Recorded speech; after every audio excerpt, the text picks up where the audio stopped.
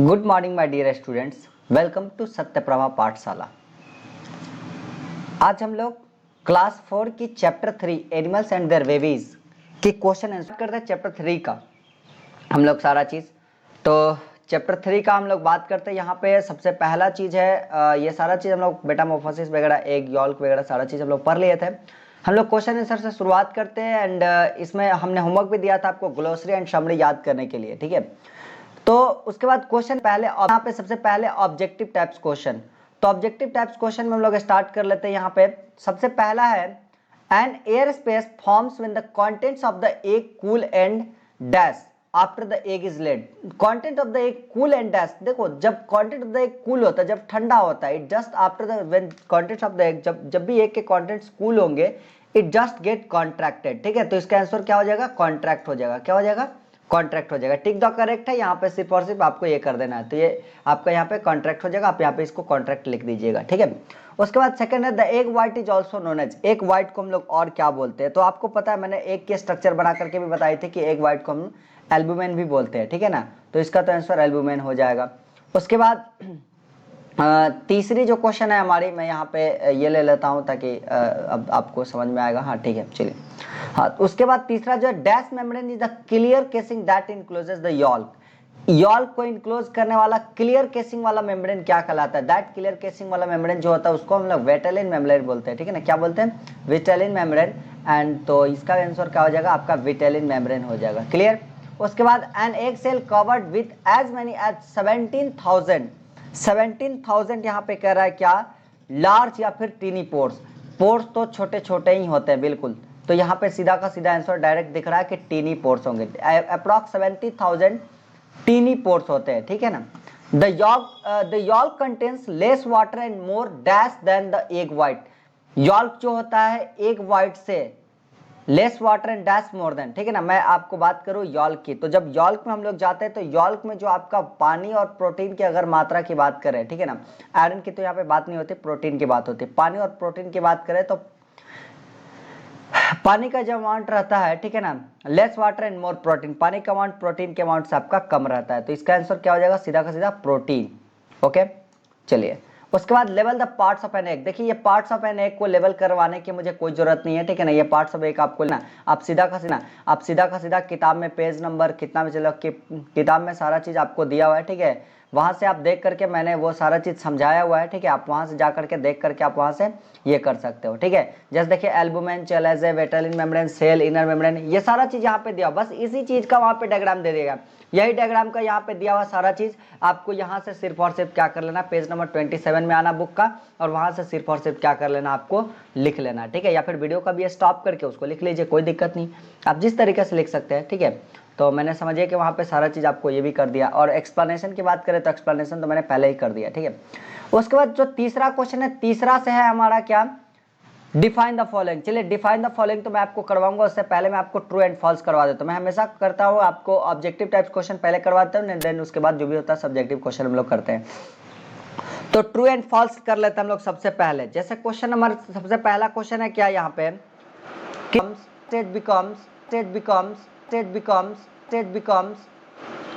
pupa stage comes before the caterpillar stage।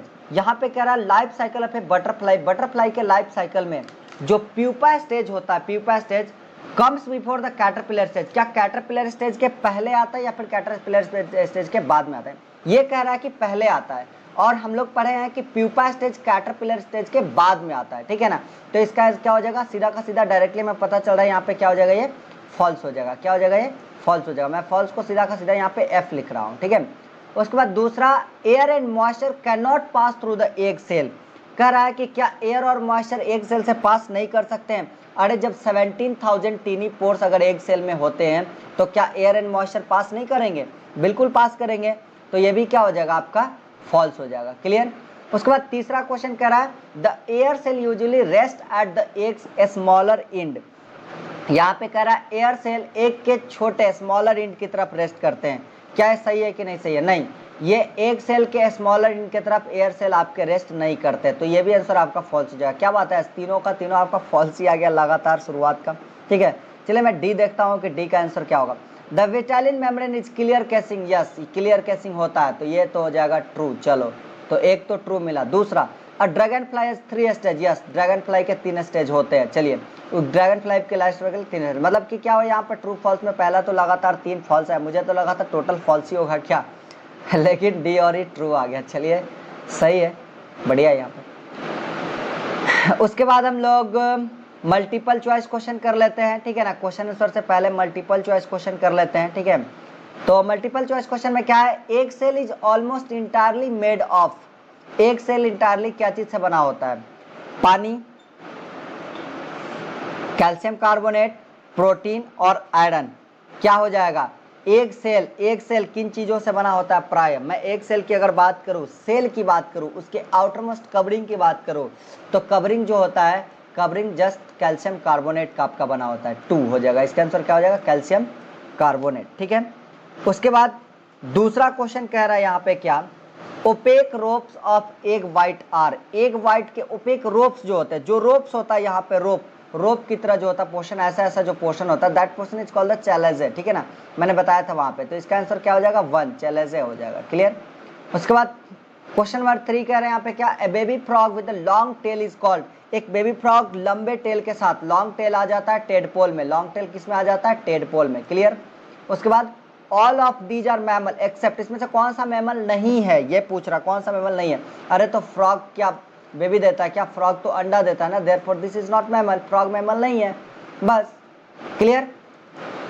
तो अब हम अपने क्वेश्चन आंसर की तरफ बढ़ेंगे, ठीक है। ये हमारा जितना भी ऑब्जेक्टिव टाइप क्वेश्चन था, तो ऑब्जेक्टिव टाइप हमारा क्वेश्चन हो गया। चलिए हाई ऑर्डर थिंकिंग स्किल भी कर लेते हैं, यहाँ भी बहुत ज़्यादा चीज़ नहीं है। ये यहाँ पे पिजन्स और ये यहाँ पे दिया हुआ है आपका ये कॉकरोच एंड देन यहाँ पे आपका दिया हुआ है एलिफेंट। मैं बात करूँ यहाँ पे मैमल्स के एंड एग लेइंग एनिमल्स की, तो ये भी एग लेइंग, ये भी एग लेइंग है एंड ये भी एग लेइंग है, ये भी अंडा देता है और ये भी अंडा देता है, but elephant is a mammal, therefore यहाँ पे क्या हो जाएगा, एलिफेंट आपका ऑड वन हो जाएगा। उसके बाद दूसरा क्वेश्चन में ये क्या दे रहा है आपका, यहाँ पे मेढक की यहाँ पे एग्स हैं, ठीक है ना, और यहाँ पे क्लम्प्स ऑफ एग्स हैं, और यहाँ पे आपका टेडपोल है और यहाँ पे आपका कैटरपिलर है। तो tadpole and caterpillar approximately same stage में आते हैं and this are not a same stage, therefore इसका आंसर क्या हो जाएगा, ए हो जाएगा आपका, क्लियर। चलिए तो हॉट्स भी क्वेश्चन कर ले हम लोग, तो अब हम क्वेश्चन आंसर की तरफ बढ़ेंगे, ठीक है। तो चलिए हम स्टार्ट कर दो अपना क्वेश्चन। चलिए अब हम लोग अपने एक्सरसाइज के क्वेश्चन को भी डिस्कस कर लेते हैं, ठीक है। तो स्टार्ट करते हैं हम लोग अपने एक्सरसाइज के क्वेश्चन। सबसे पहला चीज यहाँ पे कह रहा है क्या, एक्सरसाइज में डिफाइन वाला क्वेश्चन था, डिफाइन वाला क्वेश्चन भी छूटा हुआ था, तो डिफाइन वाले क्वेश्चन को भी पहले हम लोग क्लियर कर लेते हैं, ठीक है। सबसे पहला चीज डिफाइन में मेटामॉर्फोसिस क्या होता है, तो metamorphosis defined as the change in the form of an and of an habits, यानी कि उसके फॉर्म या हैबिट्स उसमें भी चेंजिंग आए, ठीक है ना, of an animal during the normal development after the embryonic stage, मतलब एम्ब्रियोनिक स्टेज के बाद नॉर्मल डेवलपमेंट में जो कुछ भी चेंजिंग आए that is called the Metamorphosis, ठीक है ना। But this should be the complete change, एक ऐसा कंप्लीट चेंज हो जाना चाहिए।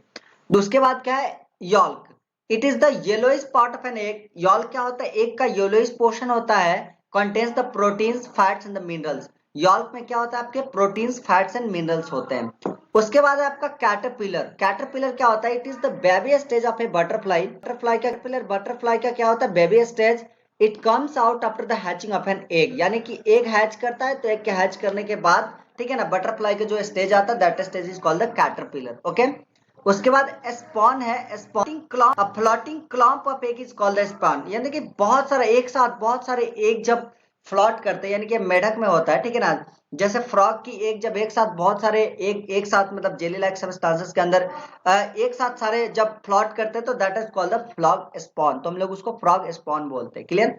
उसके बाद टेडपोल्स की बात करें, तो when egg of a frog hatches out tadpoles grow, जब किसी फ्रॉग के एग्स हैच आउट होता है, एग्स जब हैच आउट होते हैं वहां से टेडपोल्स ग्रो करते हैं, ठीक है ना। और tadpole is a baby frog, tadpole actually baby frog होता है जिसका लंबा टेल होता है, बाद में धीरे धीरे ये टेल खत्म हो जाता है, देन वो एक यंग फ्रॉग का रूप ले लेता है, ठीक है। तो चलिए उसके बाद करते हैं यहाँ पे क्वेश्चन आंसर। क्वेश्चन आंसर में भी सबसे पहला चीज क्या है, यहाँ पे मेटामॉर्फोसिस ही है, तो मेटामॉर्फोसिस का वही चीज रह जाएगा सेम टू सेम, जो हम लोग डिफाइन में लिख रहे थे सेम टू सेम वही चीज मेटामॉर्फोसिस में भी लिख लेंगे, हमारे लिए याद करना भी हमारे लिए बिल्कुल आसान हो जाएगा, ठीक है ना। मतलब एक डिफाइन हम लोग याद करेंगे, यहाँ पे मेटामॉर्फोसिस आपका क्वेश्चन आंसर का याद हो जाएगा, या फिर क्वेश्चन आंसर हम लोग याद कर लेंगे, डिफाइन ऑटोमेटिकली याद हो जाएगा, ठीक है। उसके बाद what are the stage of a butterfly life cycle. Butterfly life cycle का स्टेजेस क्या होते हैं? तो किसी बटरफ्लाई लाइफ साइकिल के स्टेजेस की अगर मैं बात करूं तो बटरफ्लाई स्टेज होते हैं, 4 स्टेज होते हैं। कितने स्टेज? 4 स्टेज होते हैं। अब बटरफ्लाई जैसे 4 stage in its life cycle, वो 4 स्टेज क्या क्या होते हैं? सबसे पहला स्टेज जो होता है, सबसे पहले स्टेज में, स्टेज 1 में एक फीमेल बटरफ्लाई एग देगी, मतलब अंडा देगी, ठीक है। तो एग स्टेज होगा, पहला वाला स्टेज होगा, पहला स्टेज हो गया। दूसरा स्टेज क्या हो गया यहाँ पे? When the eggs hatches out caterpillar grows. जब एग हैच आउट होगा तो कैटरपिलर ग्रोज करेगा, ठीक है ना। तो ये हमारा सेकंड स्टेज हो गया, कैटरपिलर वाला चीज, ठीक है ना। In this stage caterpillar shades skin 4 से 5 टाइम, और इस स्टेज में कैटरपिलर बेसिकली 4 से 5 बार अपने स्किन को क्या करता है? सेट करता है। क्लियर? स्टेज 3 में हमारा क्या होता है? Hardness case forms around the pupa, ठीक है ना, अराउंड द प्यूपा। फिर उसके बाद क्या होता है? थर्ड स्टेज में प्यूपा स्टेज में चला जाता है, ठीक है ना, और उसके आसपास एक हार्डन केस फॉर्म हो जाता है, ठीक है ना। Called the stage is called the pupa stage. The wings also grown in this stage, और प्यूपा वाले स्टेज में ही क्या होता है? आपका विंग्स भी ग्रोज होते हैं, ठीक है। स्टेज 4 में क्या होता है? This is the last stage where the pupa splits. ये लास्ट स्टेज होता है करते हैं, ठीक है, स्प्लिट्स करते हैं, ठीक है ना। A very beautiful and complete butterfly comes out. वहां पे क्या होता है कि ब्यूटीफुल और कंप्लीट बटरफ्लाई वहां से क्या होता है? बाहर निकलता है, ठीक है, स्टेज 4 में। स्टेज, उसके बाद क्वेश्चन नंबर 3 है यहाँ पे, how do birds protect their babies. Birds अपने बेबीज को कैसे प्रोटेक्ट करती हैं, ठीक है। तो the birds build the nest to protect the eggs from the bad weather and predators. यहाँ होता है यहाँ पे कि बेबीज को सबसे पढ़ने के लिए सबसे पहला चीज तो बर्ड्स क्या करती है? अपना नेस्ट बनाती है, ठीक है ना। नेस्ट बनाने के बाद बैड वेदर या फिर कोई प्रीडेटर है उससे प्रोटेक्ट करते हैं, नेस्ट के अंदर, उसके अंदर अपने बेबीज को रखती है, ठीक है ना। उसके बाद यही नहीं, इसके साथ ही साथ क्या होता है कि को उस बर्ड्स को, उसके बेबीज को अकेले नहीं छोड़ करके जाती है, एटलीस्ट एक पेरेंट वहां पे जरूर होते हैं, ठीक है ना। चाहे वो मेल बटरफ्लाई हो या फिर फीमेल बटरफ्लाई हो, अगर सॉरी बटरफ्लाई नहीं, बर्ड्स हो। अगर मेल बर्ड्स जा रही है वहां पे कुछ भी चीज लाने के लिए, अपने बेबी के लिए खाना पीना लाने के लिए, तो फीमेल बटरफ्लाई वहां पे अवेलेबल है। अगर फीमेल बटरफ्लाई जा रही है तो मेल बटरफ्लाई वहां पे अवेलेबल है, ठीक है। चलिए, तो उसके बाद है हमारा नेक्स्ट पोर्शन। नेक्स्ट पोर्शन में कह रहा है यहाँ पे क्या? How are mammals different from egg laying animals. अरे मैमल एग लेइंग एनिमल से कैसे डिफरेंट है? ये तो सीधा आंसर है भाई। मैमल जो है egg laying animal, they produce laying eggs. वो क्या करती है? एग, अंडा, मतलब अंडा देती है, ठीक है ना। और यही नहीं, कुछ कुछ फिक्स्ड पीरियड ऑफ टाइम होता है, and after the fixed period of time जो अंडा होता है हैच आउट होता है, और फिर वहां से यंग वंस ग्रो कर जाते हैं। पर मैमल्स में क्या होता है पता है? मैमल्स अंडा नहीं देता है, और अंडे के अंदर मैमल्स के अंदर ये नहीं होता है कि अंडा दे दिया और अंडा के अंदर उसके बेबीज ग्रोज करे, नहीं। मैमल्स के अंदर ही, जो मैमल्स हैं उसके बेबीज होते हैं उस मैमल के अंदर ही ग्रो कर जाता है, मदर वॉर्म में, मदर की जो वॉर्म होती है मदर वॉर्म में ही ग्रो कर जाती है, ठीक है ना। And after some period of time they give birth to the babies. और कुछ फिक्स पीरियड टाइम के बाद क्या होता है? वो बेबीज को बर्थ देते हैं। The babies look similar to the parents. और जो उनका बेबीज होता है बिल्कुल सेम टू सेम पेरेंट्स की तरह दिखता है। जैसे एग्जांपल के तौर पर मैं आपको बताऊं, एक गाय की, ठीक है ना। तो गाय के केस में क्या होता है कि सबसे पहले चीज क्या होगी? गाय का जब भी बछड़ा होता है, छोटा सा एक बेबी की मैं बात करूं, काल्फ की मैं बात करूं, तो जो एक काऊ की जो काल्फ होती है, जो बछड़ा होता है या फिर छोटी सी, वो पहले ही मदर के अंदर, मदर के वार्म के अंदर पहले ही ग्रो कर जाती है। एंड देन जब वो जन्म लेती है तो बिल्कुल सेम टू सेम एक गाय की तरह ही वो, मतलब उसी की तरह दिखती है। और जब बड़ा हो जाते हैं बिल्कुल सेम टू सेम गाय, और उसमें कोई फर्क नहीं होता, बिल्कुल गाय जैसी ही बन जाती है। इंसानों की बात करें तो इंसानों में भी सेम केस होता है, ठीक है।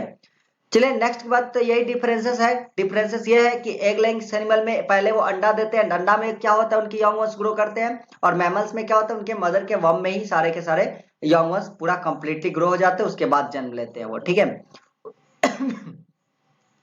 उसके बाद यहाँ पे बात कर रहा है कि what are the stages of life cycle of a frog. Frog के लाइफ साइकिल के क्या स्टेजेस हैं? तो life cycle of a frog are, किसी फ्रॉग के लाइफ साइकिल क्या है? Female frog lays lots of eggs in the pond. सबसे पहला चीज की लाइफ साइकिल की मैं बात करूं तो सबसे पहले क्या होता है? सबसे पहले क्या होता है? एक फीमेल फ्रॉग पहले पॉन्ड के अंदर बहुत सारे एग्स देगी। उसके बाद क्या होगा? देख slowly develop to an embryo. एक धीरे धीरे धीरे धीरे एक एम्ब्रियो में डेवलप होगा। And then here are the organs and the, उसके बाद to form, उसके बाद धीरे धीरे धीरे धीरे धीरे धीरे उसी एम्ब्रियो के अंदर क्या होगा? organs and gills फॉर्म होना स्टार्ट हो जाएंगे। and after some period of the time the eggs hatches and the tadpole is developed, और कुछ पीरियड टाइम के बाद एग्स हैचेज आउट हो जाता है और वहां से टेडपोल भी डेवलप्ड हो जाता है। फिर धीरे धीरे टेडपोल में, चूंकि लॉन्ग सा टेडपोल में क्या होता है कि लॉन्ग टेल होता है टेडपोल में, ठीक है ना, लंबा सा टेल होता है, वो टेल धीरे धीरे वहां से खत्म हो जाता है। Slowly the tail vanishes, tail खत्म हो जाता है, changes to the young frog, और फिर वो धीरे धीरे एक यंग फ्रॉग में चेंज हो जाता है। The lungs are developed into the young plants and it changes to the frog completely, और फिर उसके अंदर यंग फ्रॉग में लंग्स भी डेवलप्ड हो जाता है, और फिर वो क्या होता है कंप्लीटली एम्फीबियंस बन जाता है और एक कंप्लीटली फ्रॉग बन जाता है वो, ठीक है ना। फिर वो पानी और और मतलब जमीन दोनों पे रह सकता है, ठीक है। तो क्लियरली ये चीज समझ में आ गया। तो चलिए आप